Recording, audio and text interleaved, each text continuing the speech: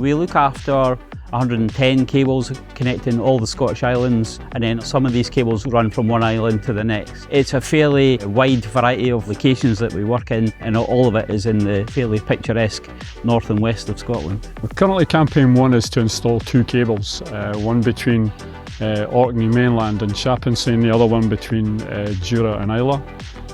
All in spend for the 2 is about £15 million worth. Cable specifications over the years have vastly improved. Cable we're using here is what they call non-coilable. It's much more robust. It's a double steel wire armoured. Its longevity is a 25-year lifespan.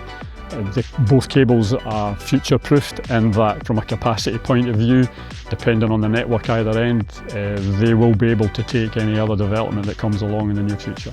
Take the cables out to sea on the vessel, and on each shore end the cable will be pulled in to the shore using a winch and then laid off the back of the vessel.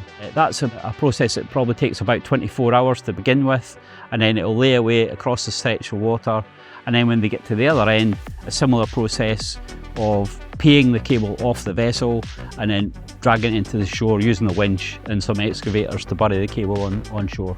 Briggs Marine have been framework partners for 6 or 7 years now. It's a working relationship that's worked really well. They have also looked after a lot of our cables in the past, and they bring a wealth of experience of laying cables to the Scottish islands. Worked with SSE for quite a number of years with Briggs Marine.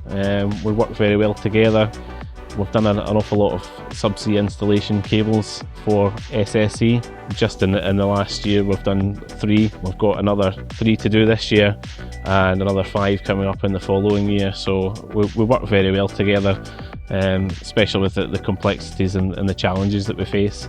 We've engaged with the communities on all the areas. We've done STEM events for the kids, both at primary school, secondary schools. We've done stakeholder engagements. We've engaged the local councils. We've worked really hard in the background to get an awareness out there of actually what it is that we do and how we're going to go about it. So the feedback we've had has been excellent. Really good. The kids are all over it. They love it.